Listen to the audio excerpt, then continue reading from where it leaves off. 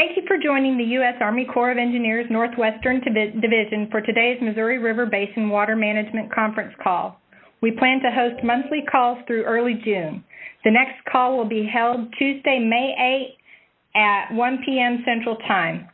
In lieu of April calls, we will be holding public meetings across the basin April 17 through 19.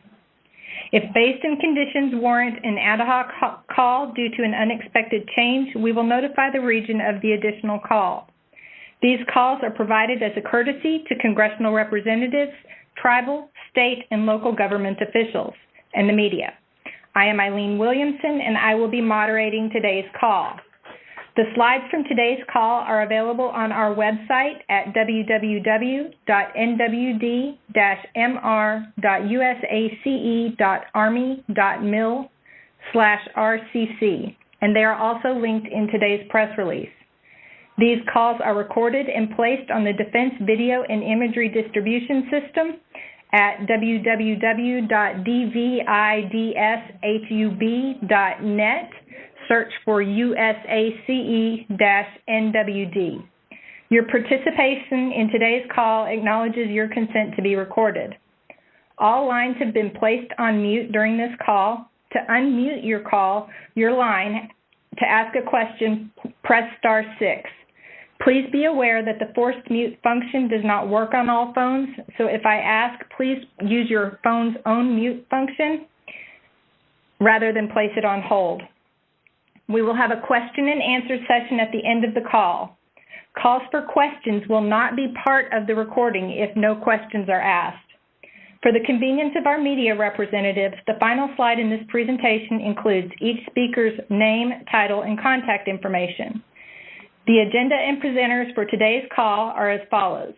Doug Cluck from NOAA's National Center for Environmental Information, Kevin Lau from the National Weather Service, Missouri Basin River Forecast Center, and Mr. John Remus, Chief of the Army Corps of Engineers, Missouri Basin Water Management Division, along with members from his staff, will provide an update on the current reservoir operations, runoff forecast, and support to other authorized purposes.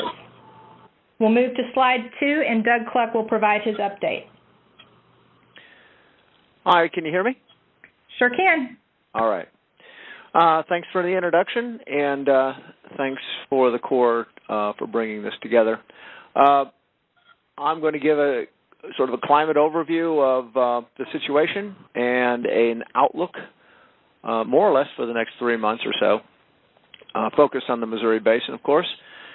We can see here over the last 30 days, if you look at the chart on the left, you'll see that the map shows most of the Missouri Basin in there, and those are temperatures and departures from normal. You can see that up in Montana, they've had, or you've had, if you're there, a heck of a winter in terms of temperature.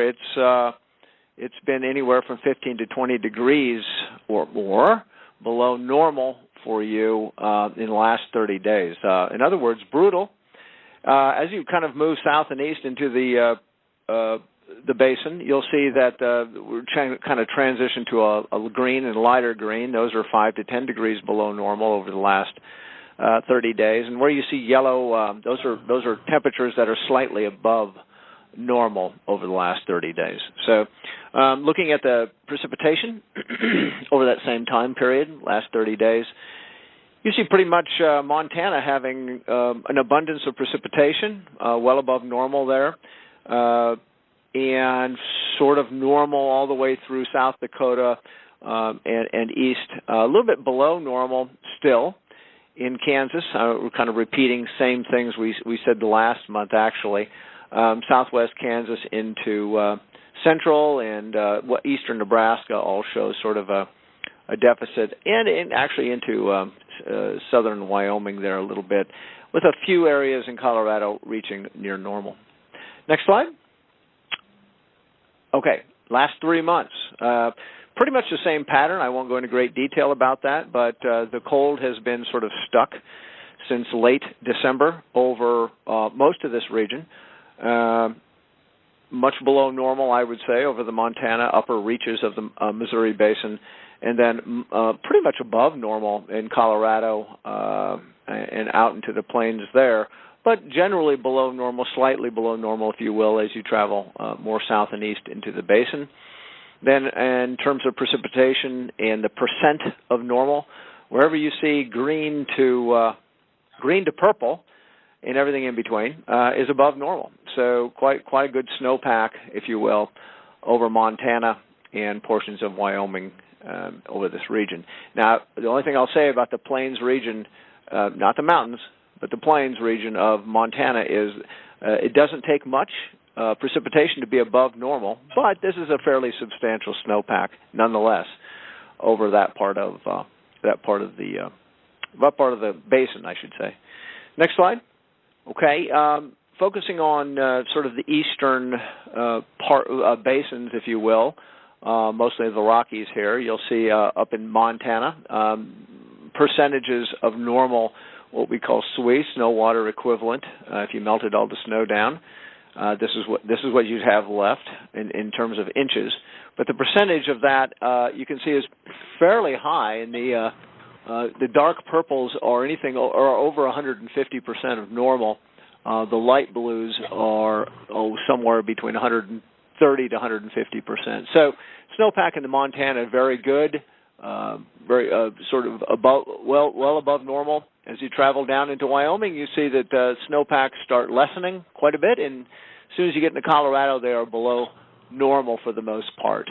The map on the right is a much smaller version of the situation last month around this time, so February 5th or 6th. And you saw that snowpack has continued to increase for the most part through most of those basins.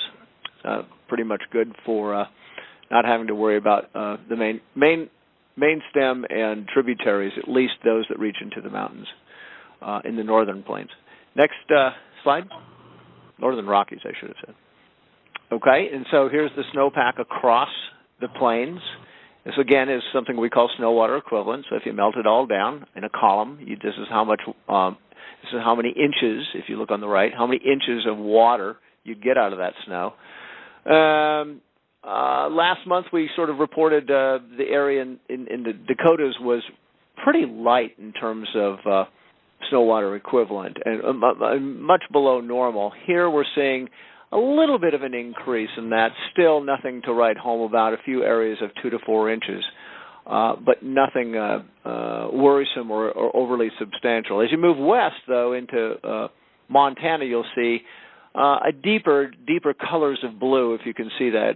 My good friend Kevin Grody says he can't see these colors, but I'll just tell you that all the plains areas across eastern Montana show at least 2 to 4, if not 4 to 6 inches over a large area, except for the northeast corner of Montana, where the drought sort of still continues. Next slide. So here's an outlook for, we'll call it week 2, not the next 7 days. However, just by the way, I didn't throw a map in here, but I just looked at the precipitation over the next 7 days for the Missouri Basin, and it looked relatively dry. No huge storm systems, no big rain or snow makers coming in the next 7 days. And this is the next 7 days following that, so really the 13th to the 19th of March.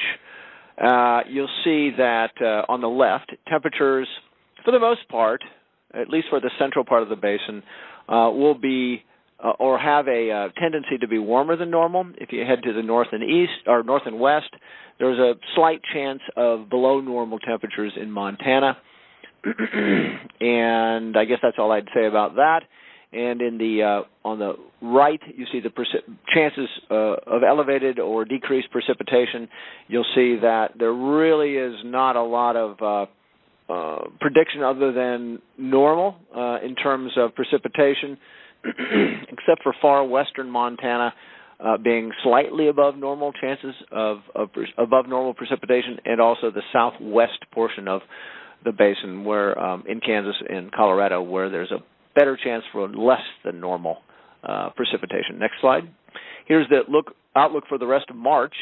Again, sort of a upper basin, lower basin issue here, where we have a pretty good chance of below normal temperatures, which would not be too surprising for Montana and surrounding areas in terms of temperature, and then slightly enhanced chances for above normal temperatures from Sioux City south and east in the basin, and south and west, actually. So most of the lower basin, better chances for above normal and much better chances for below normal upper basin. Precipitation really shows, in terms of the upper basin, there is a propensity towards better than normal or higher than normal precipitation, but not a strong indication there. As you move down into the basin a little bit further, the far, let's say, eastern part of the basin, better chances, slightly better chances for above normal precipitation, and then that huge area in the southwest kind of creeping up into the southwest, again, portion of the basin where it's already very, very dry, to stay that way for the rest of March. Next slide. And then here's the 3-month outlook, March, April, and May. Generally, the temperature, or the graphic on the left is temperature, and you see chances for below normal temperatures still enhanced for Montana, western Dakotas. So lower than normal, below normal temperatures, better chances for that there. Much of the sort of west central, west southwest, and southern part of the basin, better chances for above normal, though not extremely strong probabilities there. In terms of precipitation, better chances up again. It's kind of repeating a broken record here. Better chances for above normal precipitation in the upper reaches, Montana, across the Dakotas, slightly better chance for above normal precipitation. Then that sort of EC region where there's equal chances of below or above, and then slightly below normal chances for precipitation in the south and western part of the basin. Next slide. And just sort of a drought update very quickly. There's the large map in the lower left of the drought monitor, and zooming that up a bit. And I sort of apologize, these maps don't look so clean, but you get an idea there that western Dakotas still, and northeast Montana still have issues with drought. The time is coming that spring rain should be falling from between now and, we'll say, the end of May or so, and it's going to be an important time to watch that area in terms of drought, and whether it increases or not. And I'd say the same thing to the south, in Kansas, Missouri, and Nebraska for that matter, to see how spring rains just sort of turn out, mainly for agricultural needs and such down there, and as well as flooding and such. And then the drought, seasonal drought outlook on the right shows that there, in terms of the Climate Prediction Center's predictions, they're sort of predicting areas in Montana and western South Dakota to get better. That's what that kind of green and gray coloring means. And in terms of the lower basin, some of that area that's still a little bit dry in Missouri and such is, and Kansas for that matter, is predicted to get better as well in terms of drought. In other words, less drought. So I think one more slide. Yeah, so the key points here are, I haven't mentioned this yet, but we're still in a La Nina situation. And believe it or not, those graphics for the monthly and seasonal outlooks pretty much reflect a La Nina pattern, and we've been holding to that pretty well this year. Not a huge surprise there, other than it really this winter is stuck to a La Nina pattern very nicely. Plain snowpack is still is I guess a little more widespread than last time, but relatively shallow, except in Montana, where there are areas of bigger areas of 4 to 6 inches of water on the ground, frozen, and then mountain snowpack above to well above normal. Montana and portions of Wyoming still well below normal in Colorado and points south. Predictions: the La Nina will fade, thus the influence of La Nina will fade to neutral in the next 3 months. The spring is likely to be continue cool in the north, better chances for that, and warm to the south, especially in the southwest. And precipitation leaning wet still in the northern basin and leaning dry to the south and west. So that is a wrap as far as I'm concerned. Thank you, Doug. Kevin, you out there? I am, Eileen. All right, we can hear you well. I'm going to turn it to you. Okay, great. Thank you. And as Doug mentioned, we wish to thank the Corps for the invitation for NOAA to participate on these calls. As Doug just said, snowpack conditions in the mountains do vary from being well above average for the Missouri River Basin above Fort Peck, as well as in the Yellowstone, to being below average in the Platte River system, in the South Platte. At this point in the winter, we have calculated approximately 80% of the snow water equivalent in the mountain.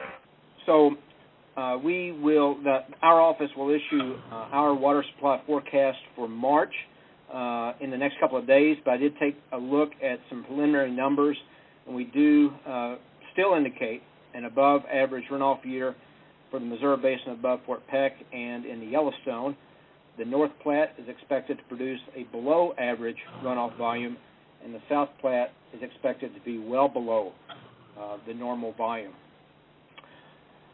Again, as Doug mentioned, there is a significant snowpack in the plains of Montana, with SWE values commonly in the 3 to 4 inch range and even more in some areas. A lesser amount, typically below 2 inches, exists, and this is all liquid equivalent, exists in North Dakota and the northern half of South Dakota. For much of the plains area, the warm and dry fall should actually help to reduce the probability, the extent, and the severity of springtime flooding. Long-range outlooks issued by our office last week do indicate the possibility of flooding this year. Some isolated flooding is expected in the mountainous areas of Montana due to the heavy snowpack out there. However, this flooding is expected to be limited in severity and extent. Basins that could experience minor flooding in the state of Montana include the Sun, Boulder, and Clark's Fork Yellowstone Rivers, and Clear Creek. Rain and snowmelt is currently causing high water along the Little Sioux and Big Sioux Rivers in Iowa. Snowmelt has already caused flooding this past weekend along the North Fork of the Elkhorn River in Nebraska. Melt aggravated by ice breakup jamming is occurring now along Ponca Creek in northeast Nebraska, and as we progress further into the spring-fall season, we do expect river ice breakup to result in other instances of ice jam flooding. Severity and exact locations can't be determined right now. Minor to moderate flooding has already occurred during the last 2 weeks in the state of Missouri due to rain.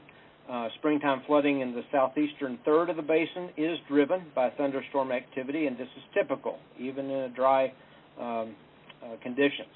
Episodic flooding in eastern Kansas, southern Iowa, southeastern Nebraska, and across the state of Missouri is expected to continue off and on throughout the spring due to thunderstorm activity. And again, this is all typical. And with that, that concludes the National Weather Service Flood Potential Brief. Thank you so much, Kevin, and I'll turn it over to you, John. Yes, thank you, Eileen. Hello, and thank you for joining us for the third Missouri River Basin Outlet Conference Call for 2018. I'm John Remus, Chief of the Missouri River Basin Water Management Division. I appreciate your participation. Look forward to working with you in the coming year.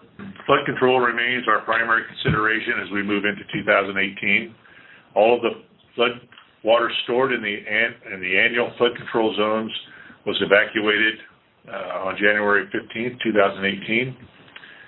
It is important to understand that floods can and will occur regardless of basin conditions, including ice-induced flooding during the winter and flooding due to spring and summer thunderstorms, particularly along the lower Missouri River Basin.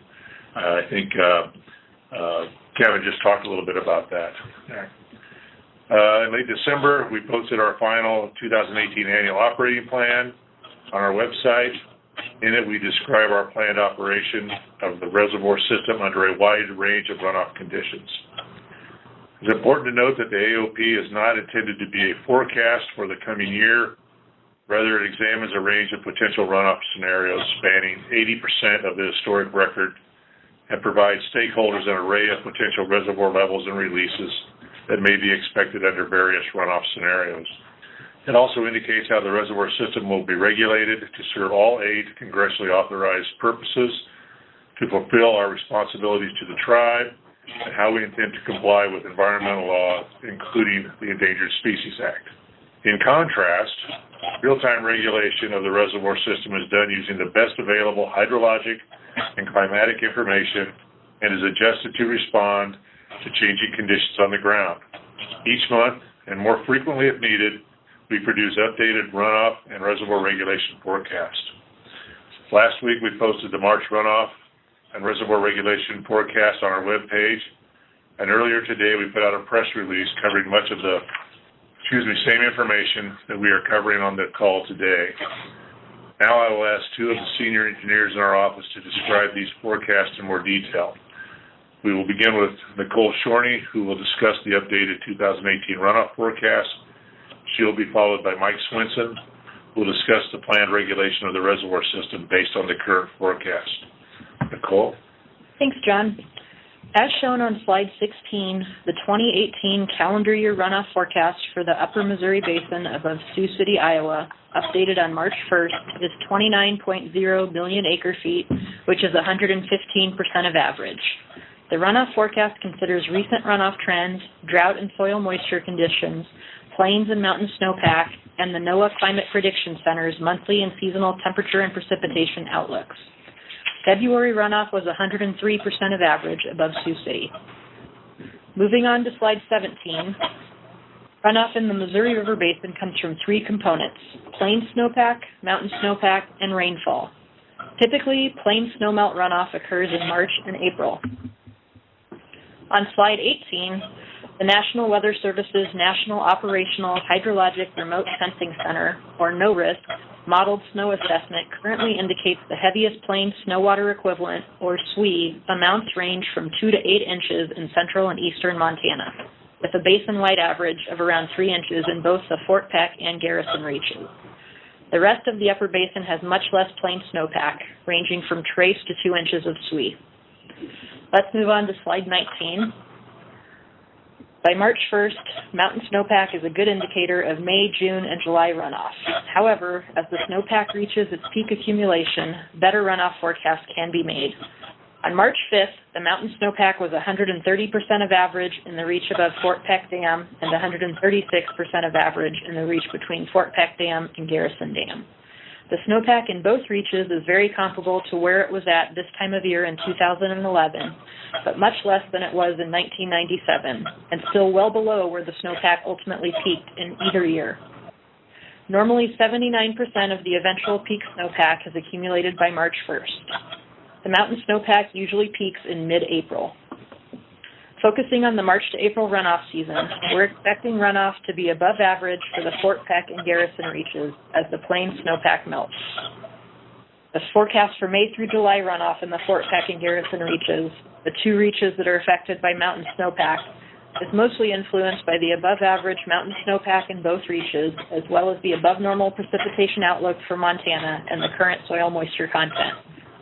For the lower 4 reaches, Hawaii to Sioux City, we're forecasting near-average runoff for the March to July period based on plain snowpack, soil moisture conditions, precipitation outlooks, and current runoff trends.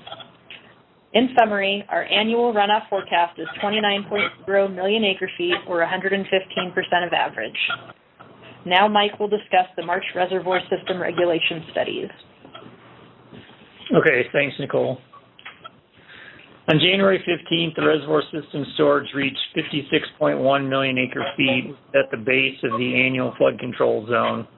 As John mentioned earlier, this means that all the stored 2017 floodwaters have been evacuated from the system.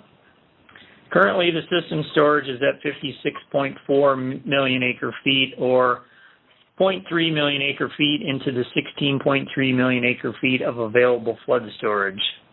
Releases from Gavin's Point are currently 20,000 CFS. Releases will be stepped up beginning on or around March 19th to provide flow support for the 2018 navigation season. The navigation season will open on April 1st at the mouth near St. Louis. The monthly reservoir studies for the basic simulation use the runoff forecast that Nicole just discussed. The monthly studies for the basic simulation use the runoff forecast that Nicole just discussed. Due to the amount of variability in precipitation and other hydrologic factors that can occur over the next several months, we also develop an upper and lower runoff that are then used in the upper and lower basic simulations. These simulations provide a range of reservoir elevations and releases that may be expected under the different runoff scenarios. The discussion to follow will focus on the basic or most likely runoff forecast. Information on the other runoff simulations is posted on our webpage. Turning to slide 22 and looking at the upper three reservoirs, under the most likely forecast, Fort Peck Reservoir is expected to peak near elevation 2242.1, or 8.1 feet into the 16-foot flood pool, which extends from 2234 to 2250. Peak releases are expected to average about 12,000 CFS this summer. Garrison Reservoir is expected to peak near elevation 1846, 8.5 feet into the 16.5-foot flood pool, which extends from elevation 1837.5 to 1854. Peak releases are expected to average about 35,000 CFS this summer. Oahe Reservoir is expected to peak near elevation 1614.7, 7.2 feet into the 12.5-foot flood pool, which extends from elevation 1607.5 to 1620. Peak releases are expected to average about 32,000 CFS this summer. On to slide 23. The navigation service level is used to determine releases from Gavin's Point Dam to support navigation and to help provide an 8 to 9 foot deep navigation channel downstream. The navigation service level at the start of the navigation season is based on the March 15th system storage. We are now within a few days of March 15th, and it is likely that flow support for navigation will be full service. Flows for this level of service are designed to provide a 9-foot deep navigation channel, with Gavin's Point releases expected to range from the upper 20,000 CFS to the low 30,000 CFS range this summer, depending on downstream conditions, and releases will be reduced in response to downstream flooding. However, the effectiveness of the reservoir system to reduce peak stages along the lower river diminishes as you move downstream due to the travel time. The service level for the remainder of the navigation season and the navigation season length are based on the July 1st system storage. Under the basic forecast, flow support for navigation will be full service after the July 1st storage check, and a full 8-month navigation season would be provided. In terms of energy generation at the main stem dams for 2018, under the basic simulation, generation is 11.2 billion kilowatt hours. This compares to the long-term average of approximately 9.3 billion kilowatt hours. And then slide 24. This shows the Missouri River Basin weekly update, which is found on our website at the address shown on the top of the slide. This webpage gives a general overview of the current conditions in the Missouri River Basin and is updated weekly, usually on Tuesday morning. That concludes my comments. I'll turn it back to John. Thank you, Mike. In summary, we have started the 2018 runoff season with a full flood control capacity of the Missouri River Reservoir system. We'll continue to monitor the conditions in the basin, and we'll make any necessary release adjustments as the spring unfolds. As Eileen mentioned earlier, we will have no scheduled CODEL call in April due to our spring AOP meetings. I encourage you to attend these meetings if possible. Slide 25 shows the dates and times of those meetings. There's more detailed information on the meeting locations that was included in today's press release. That concludes the Corps of Engineers' remarks. Thank you very much, and it's back to you, Eileen. Thanks, John. The next slide provides the contacts, speakers from today's call. And we're going to open the field up for questions. Remember that you need to press *6 to come off mute. We'll start with Iowa. If there are any members of the Congressional delegation, tribes, state officials, or local government, or members of the press. Okay, we'll move to Kansas. Okay, any questions from Missouri? *6 to come off mute. Montana? Nebraska? North Dakota?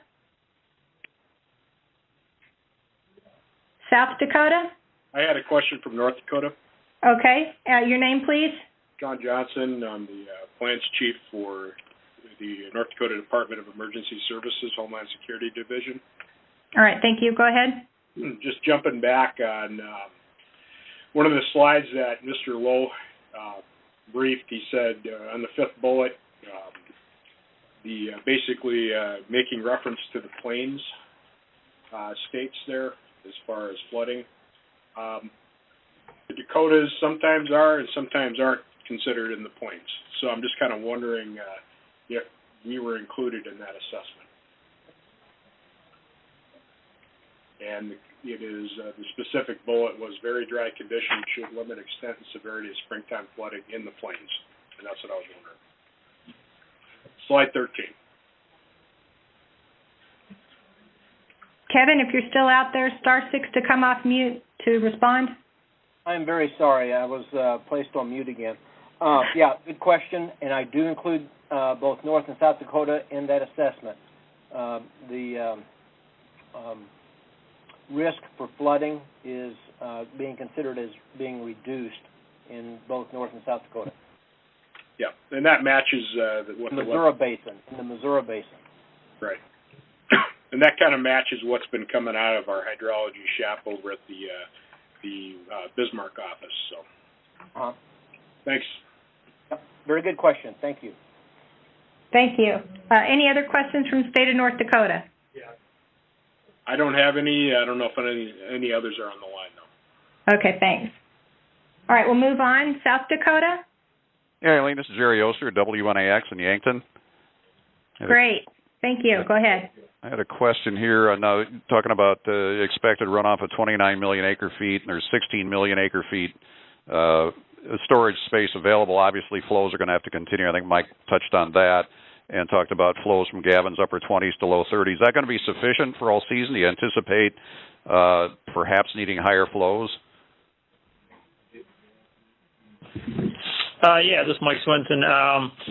Generally, we'll do it for the summer. We do currently in the basic simulation show some slightly higher releases in the fall to complete the evacuation of the water. Those are roughly in the about 40,000 CFS range on our basic simulation. So the other question I had here too, Senator Rounds has sent a letter to Corps management concerned about the management plan, also concerned about the monitoring system. I don't know if John Remus can talk about that. He wanted an update on the snowpack and drought monitoring program, which was authorized. He said authorized the Corps in 2016 to implement it, and worried about the status of that. What kind of information is available this year from that program, if any? Yeah, this is John Remus. The snowpack and soil moisture monitoring program that was authorized by Congress has not been funded by Congress. So we've not implemented any new data collection system in the basin. We do have people out that are taking snow surveys that are actually monitoring the plain snowpack, people that are gathering samples out there and measuring that for us, but it's not the comprehensive program that was authorized by the WRDA. Would it be fair to say that there's better monitoring in place than there was in 2011 at this point, for perhaps quicker reaction? Yes.